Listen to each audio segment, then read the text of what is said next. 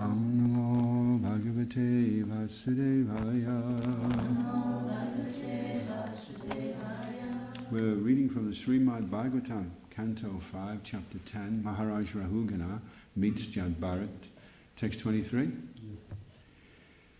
Shashta Bhigopta Nepati Prajanam. Shashta Bhigopta Nepati Prajanam. Ya Kinkaro Vai Na Pinashti Pishtam. Ya Kinkaro Vai Na Pinashti Pishtam. Swadhamam Aradanam Achutasya. Swadhamam Aradanam Achutasya. Yad Hihamano Vijahati Agogam. Yad Hihamano Vijahatya Gogam.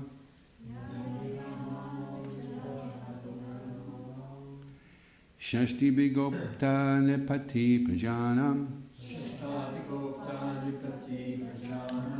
Ya Kinkaro Vaina Panashti Pishtam. Swadhama Maradanam Achutasya. Yad Ihamano Vijahatyagamam. Shashti Bhigopta Nepati Prajanam. Ya Kinkaro Vaina Pinashti Pishtam. Swadhama Maradanam Achutasya. Yad Ihamano Vijahatyagamam.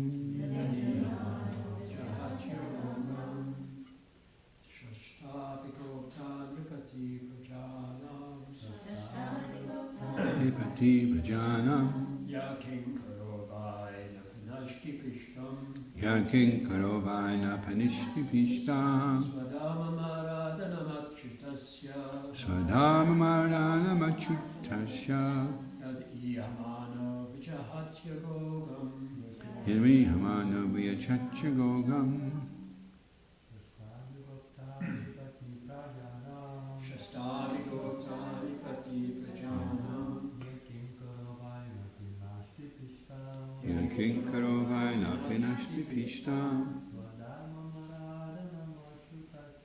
Swadhama Maradanam Achutasya. Ya Himano Vijahatya Gogam.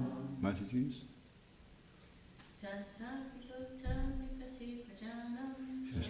Gupta Nipati Prajanam. Ya Kinkaro Vaina Pinashti Pishtam. Swadhama Maradanam Achutasya. Ya Himano Vijahatya Gogam. Shastapti Gupta Nipati Prajanam.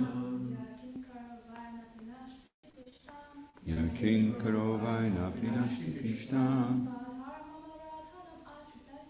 Swadhama Maradanam Achutasya. Vidamana Vijahatya Gogam. Shasta, the governor. Abhigopta, a well-wisher of the citizens, as a father is the well-wisher of his children. Nipati, the kings. Prajanam, of the citizens. Yaha, one who. Kinkara, or the carrier. Vai, indeed. Na, not. Panashti Pishtam, grinds what is already ground. Swadhamam, one's own occupational duty. Haridanam, worshipping Achyutasya of the Supreme Personality of Godhead, yet which Ihamana performing Vijahati they are released from Aga Ogam all kinds of sinful activity and faulty action. Translation. My dear sir, you have said that the relationship between the king and the subject, or between the master and a servant, are not eternal. But although such relationships are temporary, when a person takes the position of a king, his duty is to rule the citizens and punish those who are disobedient to the laws. By punishing them, he teaches the citizens to obey the laws of the state. Again, you have said that punishing a person who is deaf and dumb is like chewing the chewed or grinding the pulp. That is to say, there is no benefit in it. However, if one is engaged in his own occupational duty, as ordered by the Supreme Lord, his sinful activities are certainly diminished. Therefore, if one is engaged in his occupational duty by force, he benefits because he can vanquish all his sinful activities in that way. Prabhupada Ki Jai. This argument offered by Maharaj Rahugana is certainly very effective in the Bhakti Rasamrita Sindhu 124. Srila Rupa Goswami says, Tasmat kenapi upayena mana Krishna nivishayat. Somehow or other, one should engage in Krishna consciousness. Actually, every living being is an eternal servant of Krishna, but due to forgetfulness, a living entity engages himself as an eternal servant of Maya. As long as one is engaged in Maya's service, he cannot be happy. Our Krishna consciousness movement aims at engaging people in Lord Krishna's service. That will help them become freed from all material contamination and sinful activity. This is confirmed in the Bhagavad Gita 4.10. Vitaraga bhaya krodha. By becoming detached from material activities, we will be freed from fear and anger. By austerity, one becomes purified and eligible to return home back to Godhead. The duty of the king is to rule his citizens in such a way that they can become Krishna conscious. This would be very beneficial for everyone. Unfortunately, the king or president engages people in sense gratification instead of the Lord's service, and such activities are certainly not beneficial for anyone. King Rahugana tried to engage Jadbharat in carrying the palanquin, which is a form of sense gratification for the king. However, if one is engaged as a palanquin carrier for the Lord's service, that is certainly beneficial. In this godless civilization, if a president engages people somehow or other in devotional service or the awakening of Krishna consciousness, he renders the very best service to the citizens. Om Jnana Timiranda Shagananjana Shalakaya Chakshuran Militam Jaina Tasmai Shri Gurave Namaha Jaya Shri Krishna Chaitanya Prabhu Nityananda Shri Advaita Gadadha Shri Vasadi Gaura Bhaktarinda Hare Krishna Krishna Krishna Hare Hare Hare Rama Rama Rama Hare Hare. So the king is obviously quite intelligent, and his mood is nice as well. He's asking, but not in a challenging way. He wants to. He genuinely wants to understand that if everything is an illusion, then why do we have duties? And surely, as a king, I have to act in a certain way. I can't just go around thinking everything is illusory and not be effective as a king. So in the Vedic culture, there was a distinction between being a king and going into the forest. There would be a certain point, generally, with the more bona fide leaders of yore, that when they'd fulfilled all their different duties as a king, and they reached a ripe old age, then they would head off into the Himalayas. Sometimes the wife would go with them, sometimes they would go alone, and then they would just get ready then for leaving this world, and they'd leave the kingdom in the hands of their sons or people that they could rely upon. So that was a distinction. The king couldn't be expected to do that and also be a king at the same time. So once we reach that stage in life, Vanaprastha is 50 to 75, then we're trying to become free of illusory engagements. In fact, the Vanaprastha, according to the Vedic system, the Vanaprastha is not allowed to brush his teeth or to clip his fingernails. So from 50, you don't bother with the body so much, because we don't do that so much in ISKCON, because we're trying to make everything easier and more accessible for people.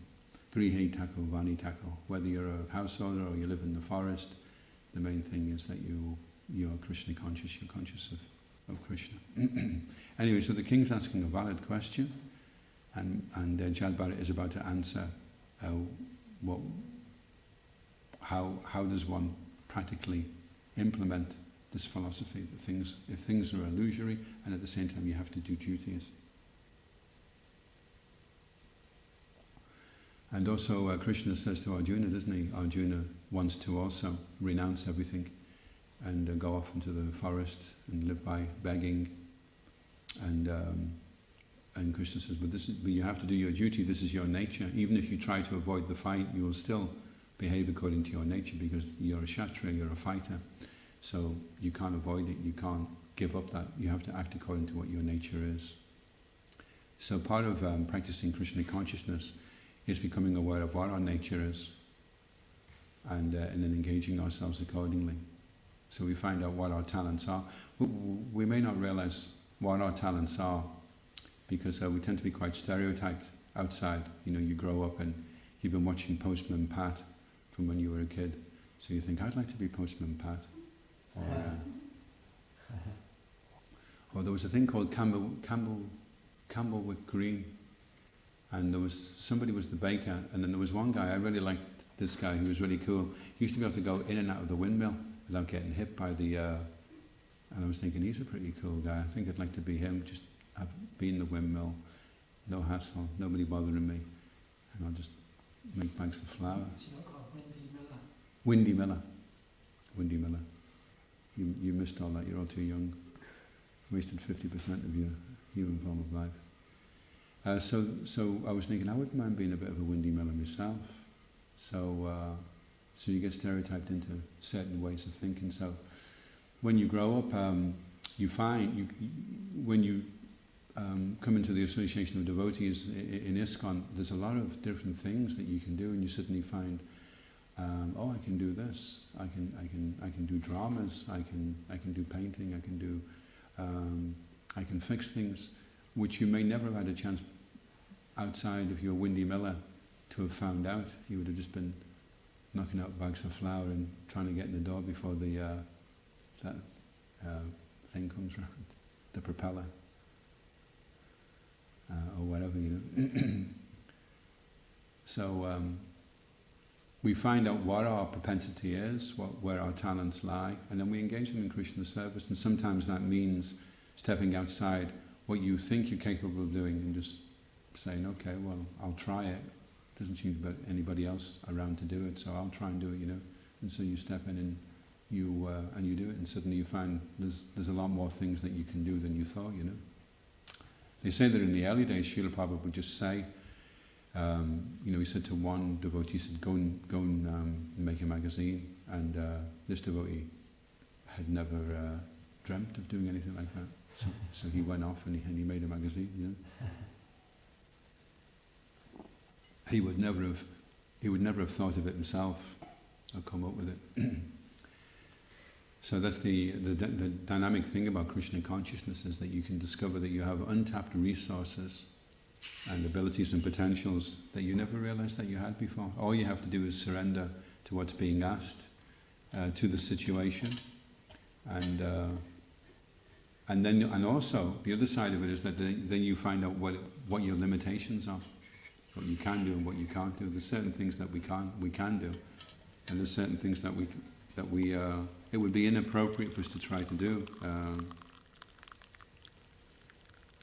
So that is also the case in society. We see people in positions of authority that actually aren't very qualified to be there in the first place. It says in the, is it the 11th canto of the predictions, or the 12th canto?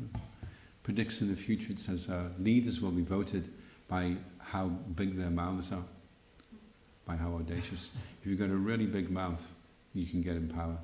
You just have to shout louder than anybody else. It's like dogs barking.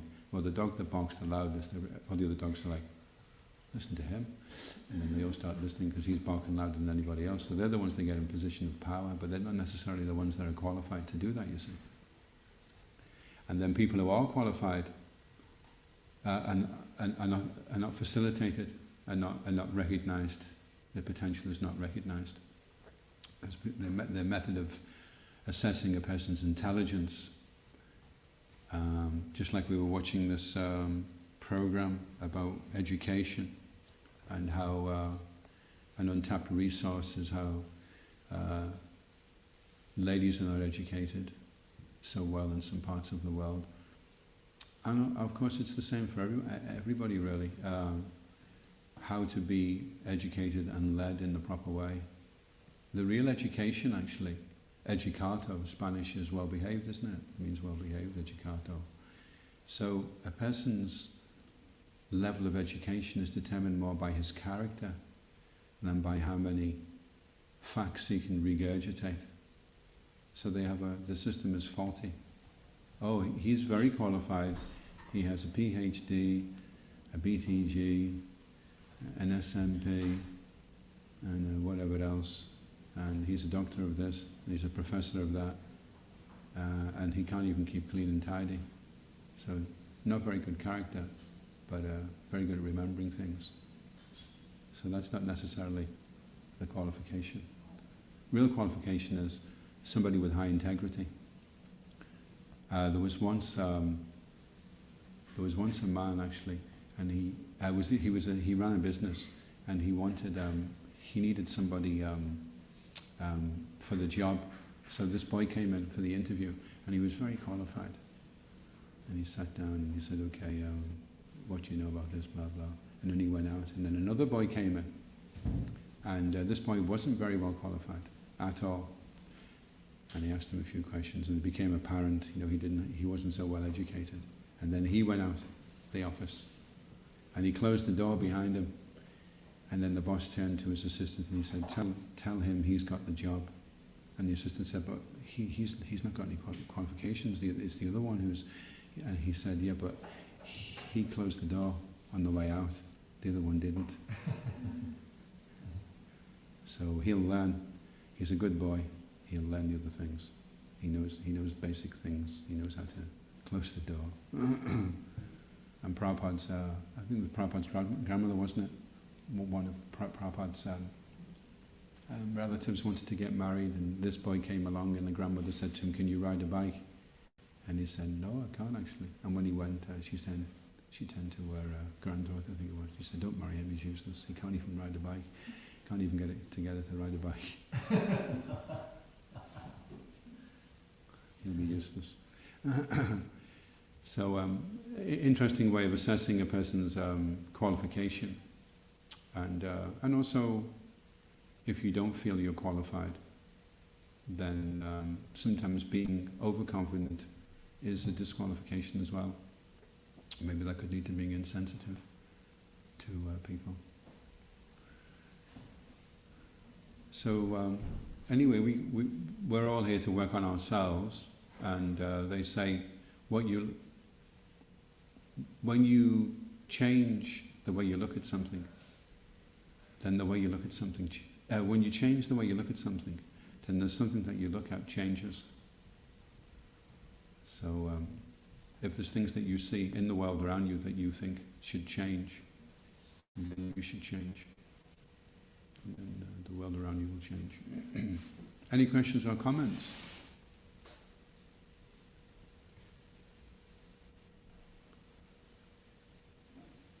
Oh, yeah? So we know a lot of things, but we don't have a lot of experience. We know the philosophy and everything, but how much of that is important and how much importance is practice things, like in spiritual life?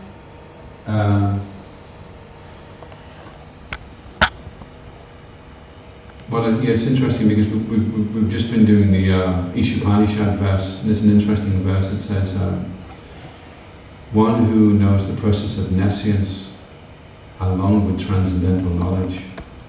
So there's two aspects to navigating efficiently through the material world. One is the transcendental stuff, having all the knowledge and the philosophy and seeing things from the right perspective, and that's really good, it should be there. But on the other side, you can't be walking around with your head in the clouds and being really naive. Prabhupada said if you're dealing with a fox, you have to be more cunning than the fox. And the world is full of cunning foxes, and if you just go around getting ripped off left, right and centre, especially when they were building, there was so much cheating going on, Prabhupada was able to immediately see, I know you're being cheated, all the time he was saying to us, they have two prices in India, one is the normal price, and then one is the price for people from the West. They call the West blue valleys, because they always have these money belts around underneath the curtains, that's where all the money is. And so they'll say one price, and then suddenly a Gauri turns up, a white person, and then it's double straight away. So understanding the process of nescience means that you have to be wily, or as they say in Scotland, a wee bit canny. You have to be canny, so that you don't allow yourself to become cheated. So that means being aware of things in the world. And if you're not worldly wise, then your explanation of things, presentation of things, it won't be so effective to people because they'll think, well, he's just dropped out, he's ended up running around in a bed sheet on top of a hill, and that's an ego, and he's trying to tell me, So they have to be able to see that you do know, that you do have a certain amount of competence, and so that has to be cultivated. I mean, it doesn't say anywhere in Bhagavad Gita, at least not that I've seen, how to change a spark plug in a car. But it does say in the Bhagavad Gita that we should go out and spread the glories of Krishna. And if you want to go out and spread the glories of Krishna, unless you're going to use a stick and hoop, which means you won't get very far, then you'll need to use a car. And if you need to use a car, then you'll need to know how to change. Well, if you don't know how to change a spark plug, then you'll just be sitting in the car, hoping someone else comes along.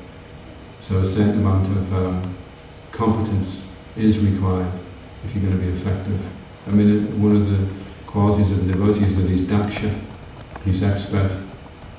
And when I first, unfortunately I don't have that appreciation as much now, but when I first came to the devotees and I was watching them, I was very impressed with how people who were very qualified materially, beautiful singers or amazing speakers or a very good grip of the English language, and at the same time here they were being Hare Krishna style. I was thinking, I'm not with people that have failed, I'm with people that would have been potentially very successful. So therefore I felt like I was in the right place. I wasn't with them with really dull people that just couldn't get anything together and ended up doing something where people would be okay with them. Does that answer your question?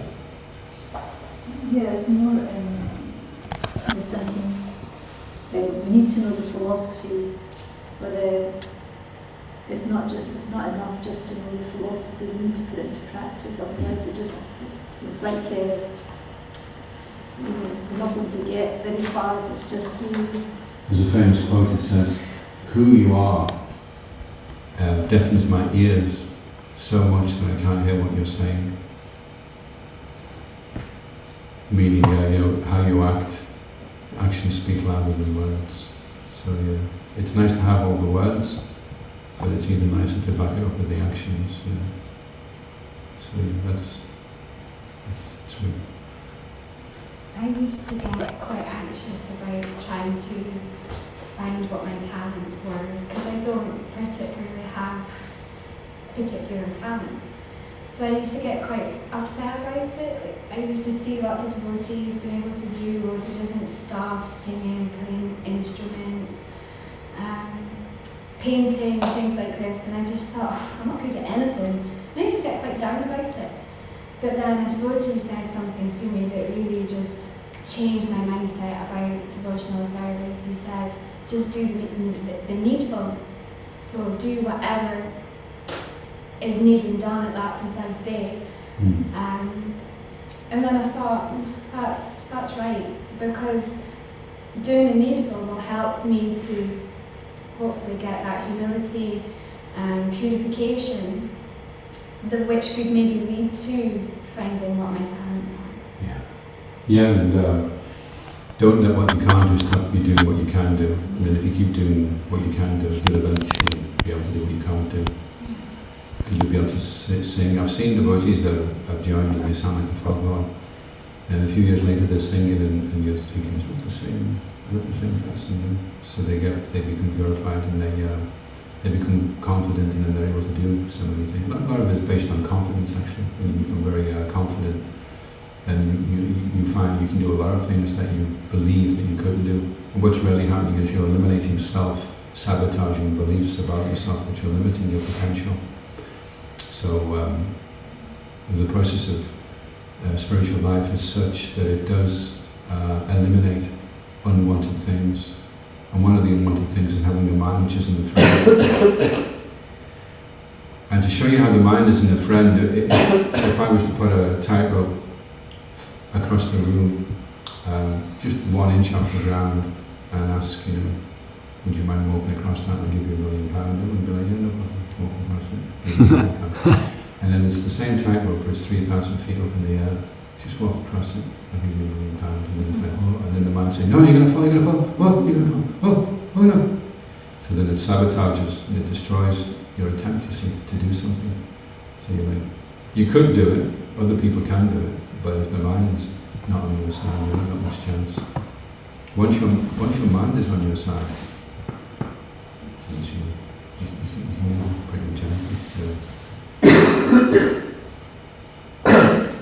It's like there are two extremes. One is like becoming a bookworm and just reading all day and etc., not doing much. And for some people it is a service actually, and some devotees like do really well, like Jayadvaita Swami, etc., but it's quite exception. And then another extreme is just to work and don't do any hearing and chanting. That's also difficult to make progress in that situation. And Shivaram Swami actually says in Shuddha Bhakti Chintamani, it's quite actually extreme and hard to digest, but he's saying, if you just say, I'm surrendering to the mission of Lord Chaitanya, and I just work so hard that I have no time for a quality hearing and chanting, he calls it laziness. If you kill yourself, in Lord Chaitanya's mission, at the expense of your sadhana, he calls it laziness. When there's so much work to do and we feel we don't have that much time for our sadhana, how much time should we give our sadhana? Well, we're very fortunate because we have, when we talk about sadhana, what you need to look at is 8 o'clock. Look at 8 p.m. What's going on at 8 p.m. Everyone look at their lives. If you keep a diary, write down especially what's happening at 8 p.m. Because 8 p.m. should be you getting ready to take rest. And if you can get up early, everything else will fall into place. Once you get up early, it's like worrying about all the different things you have to do. And if you start the day at the top of the hill, then you can pretty much freewheel all the way down. But the hard part is getting to the top of the hill. And the top of the hill is 3:30, 4 o'clock in the morning. If you can get up at 3 o'clock in the morning, then you can read for an hour, you can come take a shower, you can chant the japa, you can be there for the puja, you can be there for that, and then have some service. Everything is fine. It's all laid out. It's all so simple. All you've got to do is not be doing anything at 8 p.m.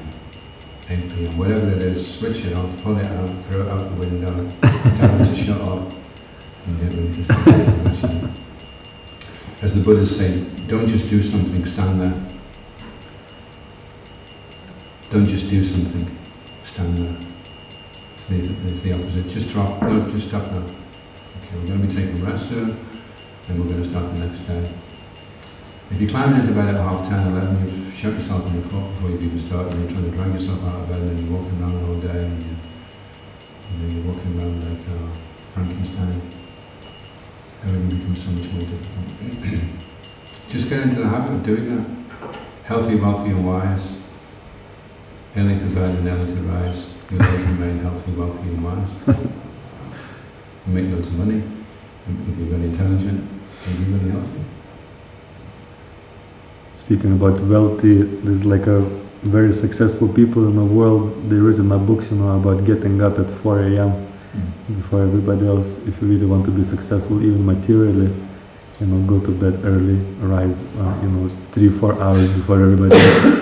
For 15 years, I was traveling in a motorhome, and it wasn't a very big motorhome, and usually there was 3 of us, but it felt like 3,000, because it was like such a small box, and everyone was on top of everyone. One day, one of the devotees was just so intense, he just started crying, and nobody knew what to do. It's just this brahmachari in tears and everything. So I kind of put my arm around him and said, "You'll be okay." It was just a little bit too much for him, So I found personally my only solace was I got it before anybody else, really quietly. And I had this like extra hour, everybody else was asleep. I could just read and go through things. Sometimes I had an hour and a half. I used to be in bed by 8 and try and get up at 2. And then you had all this time. It's amazing as well because sometimes you're thinking, oh, I wish I was Brad Pitt, or I wish I had that guy's money. He's just 100 million. I wish I had that. But one of the most valuable commodities is time. And there's very few people with all this money and all this fame that have a lot of me time. They don't even really know what me time is. Really, they think going surfing or taking a load of narcotics is me time. But we really understand what it is to invest time, is to rise early and study and meditate, and we get quality time to spend. If you're getting up at 3 in the morning, you're not going to be doing anything until 9:30. It's like you've got 5.5 hours of me time. How many people can say that they've got that? Can the President of America say that he's got 5.5 hours? So Prabhupada, he gave us that great opulence by saying, well, if you cut out all this nonsense in the evening, you'll have all this time that you can spend on cultivating yourself and evoking all these nice emotions. The thing about Krishna consciousness, which is really nice, Krishna consciousness, is that a lot of the stuff that we're looking for is actually already there. It's just covered over. When we were children, there was a lot of nice things that we were just naturally like, very kind, very well intentioned, and then the educational system kind of knocks it out of you a little bit, So it is there. It's just a question of cleansing away the other things, and we can come out again.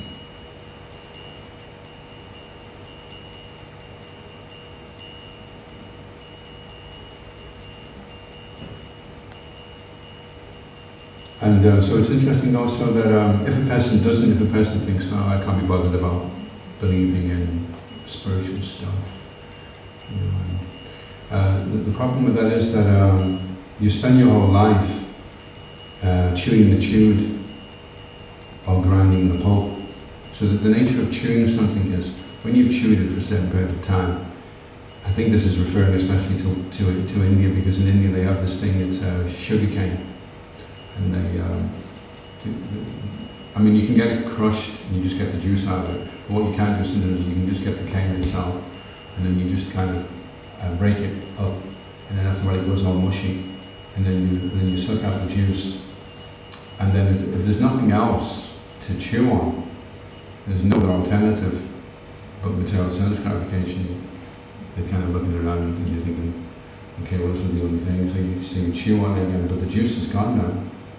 And then you think there's no real taste in it. So you pull it out, and then you're looking around, and well, there's not much else to chew on, so then it goes again. And after a while, you can imagine if you've been chewing it, it's like Christmas, right? Talk about chewing the chewed. Christmas comes every year, and it's like you fall for it when you're a kid, right? And then after a while, it's like, really, it's the same thing again. Christmas pudding, sprouts, all the relatives. I went home and I'd been a devotee for just a few months. It must have been real. I think I'd only been a devotee for 6 weeks, and I had to go back for Christmas, and so I was there in Liverpool actually, in Oban Road, and everyone got drunk, and of course I didn't get drunk. I was trying to be sitting there with a shaved head. I think I had my tea like I was wearing civilian clothes, and I was trying to, and then a brawl broke out in the living room. My mother was arguing with her sister, and then it was fisticuffs, and then tears and everything. And I used to work in a nightclub in the Isle of Man, and I knew how terrible it looked when you were stone cold sober and everyone else in the room was drunk. It's very embarrassing watching watching how ladies behave. The whole thing looks really grotesque actually. So it was kind of like the final chapter in that kind of life. I saw them all having a brawl, and it was just like, okay, so this is definitely, it was kind of like a confirming what I'd already kind of felt, this was like fully confirming it. And so, you talk about chewing the chew, it would be the same every year, they get drunk, and then they start being a bit loose about talking about each other, and then before you know it starts getting a bit aggravated, and then a whole Barney unfolds, and this is going on year after year after year. So after a while, it really is like, well, it's either Christmas or it's nothing. Okay, well, let's chill it again, and maybe this time I get it. I remember a long time ago there was some kind of sweet, it must be there, somewhere. or grinding the husk. The rice is gone, the rice got eaten months ago, and it's just the husk, and you're thinking, well, maybe there's a bit of rice left somewhere in it. So all that endeavour, it's all just useless. It's all just. So if you decide, well, I'm not going to get into spiritual because I've got more important things to do, then as you go on, you'll really, really regret it. You'll be really, really. Whereas if you take up spiritual life, Krishna says in the beginning it's like poison, but in the end it becomes like nectar. You'll really be thankful that you did it. You'll be like, I'm so glad. I wish I'd done it earlier. I wish I'd found out about Krishna. I think if somebody that came into our school when I was 11 or 12 and told me what the 4 principles were, would have saved a lot of time. Would have saved a lot. Because I kind of knew initially that this wasn't going to be good, but it just pushed down when you start getting into it a bit. And then later on, it was like confirmed. It was like, I knew that was the wrong way to go. If one doesn't believe that spiritual life is the only way, then how can someone come to that realization that there is nothing else important? Well, you've got 2 things. You've got a contradiction in terms, which is material life. It's like saying dead life. Or you've got spiritual life, which means live life. So you've got a choice. You can take to dead life, or you can take to live life. Would you like to be alive, or would you like to be the living dead? Because that's what material is. Matter is dead. It's dead. So you can't get any real rasa from matter. You can't get any real meaningful interaction from matter. Now they're trying to have robots, to have relationships with robots. But it will lead to frustration because a robot can't give you love. A diamond ring can't give you love. Material things can't give you love. They can be symbolic of love. Somebody who loves you could give you a diamond ring, but the diamond ring itself, it's more, oh, he's giving me a diamond ring. He must love me, It's more symbolic, isn't it? The body, the material thing is symbolic, but the real thing is that we're looking for is the spiritual life, the real life. It's like Prabhupada says, sunshine. If you say, oh, look at the shine, no one knows what you're talking about. If you say, look at the sunshine, then we know what you're talking about. So when we talk about consciousness, when we talk about life, it doesn't mean anything unless you say Krishna consciousness. That's real life. Otherwise, you're not alive. You're walking around in a kind of zombified, desensitized state. And meaningless, to have a meaningless existence. Well, you've got a choice. You can have a meaningful existence. I was saying to one devotee when I first joined, he said, well, what if there isn't anything after all this? And we spent our whole life, and it was just a total waste of time. And he said, well, it was still a better way of life. It had more meaning to it than living a life where there's no meaning to anything. And he said, but I can guarantee there is something. So that's a special bonus. On top of leading a better life, the bonus is it is actually true. But even if it wasn't. If it isn't, then it doesn't really matter, right? At the end of all, there'll still be void anyway, so it won't matter. But if there is, if you gain everything. If you lose nothing. Whereas material life, if you're right, then there's nothing, and if you're wrong, then you lose everything.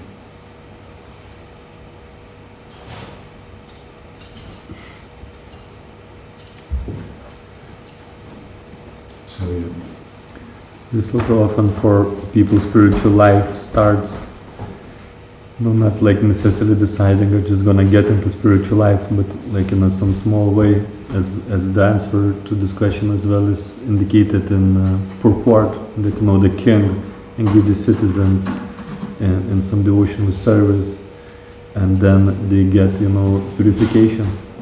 So like a devotee as well, it tries to act in that way, giving opportunity for people to perform devotional service, and maybe exactly the same thing that you would normally do anyway, but you do it for Krishna. It's just like a different result altogether in terms of happiness, satisfaction, fulfillment, and you get on top of that purification and realization.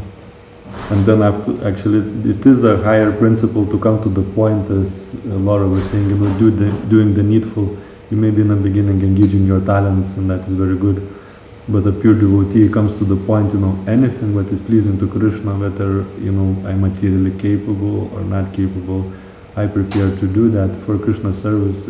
Any suffering, to undergo, as Bhaktivinoda Thakur was saying, if I undergo suffering in a service of the Lord, that is my greatest happiness.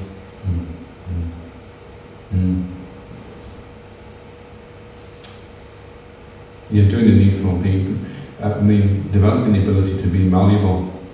When Draupadi found out that her sons had been beheaded while they were asleep, and she knew that Krishna obviously knew that was going to happen, but she was silent, and Krishna said that Draupadi's silence stole my heart. Because she was prepared to just be malleable with wherever the situation was, and okay, well, this must be the Lord's plan, and then she was just so that's a very advanced level of and Queen Kunti is not only malleable, she's praying let it happen again, because every time it does, it reminds me of you. It prods me into remembering you, whereas maybe I wouldn't. So if it means I'm going to see you, then bring on the difficulty all the time. That's not a problem. That's very advanced. There's different levels, and Ishopanishad is saying, you know all the things that I've done, but please free me from any obstacles that would act as a hindrance on the path. So everyone's chanting Hare Krishna, but they're all praying in different ways. Some are chanting Hare Krishna because they won't believe.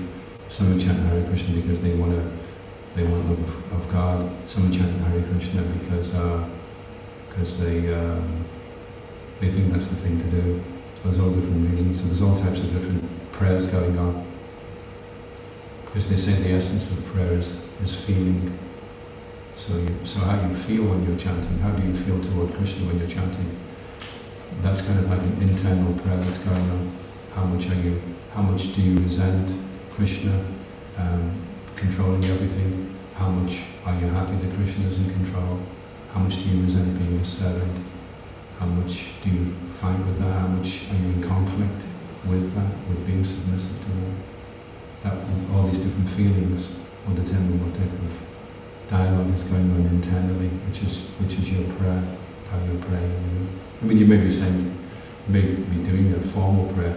Oh dear Lord, I would like to be your pure devotee forever and ever, and be very much doing the needful. It may not be what you're feeling like. You may be feeling, if he says that to me one more time, I'm going to throw that kitchen right up his counter, slap him in the face with a chapati. So it's how you're feeling is the real prayer that's going on. And so we can align our feelings with how we should be feeling. But that takes knowledge to be able to do that. This is inappropriate. Okay, I'm supposed to be humble, tolerant. Okay, I'll try and get that one in. And that takes some time, takes some training to do that. To be able to control your emotions and bring out the deeper emotions that you have. Actually, it's interesting how Prabhupada mentions in the purple anger and fear. See, most anger is born of fear or sadness. It's not, anger is a secondary emotion. It's not that you are just angry. It's usually you're afraid or you're sad, and then the anger comes out afterwards. So the real problem is the fear or the sadness. If you can deal with that, then the anger will take care of itself. There'll be nothing to be angry about if you're not sad or afraid, you see. And that means, like emotional excavation, okay, I need to go deeper here. Okay, I'm really angry. Why am I really angry? Then you go a bit deeper and then you find out, well, the reason I'm really angry is because I'm afraid of this happening. And so therefore I'm behaving that way. But you wouldn't know that, you would just think, I'm angry, I'm going to go and smash it. But then you can go deeper. And they say that when you realize that you are sad or you're afraid, then it's very unusual for a person to be angry after that.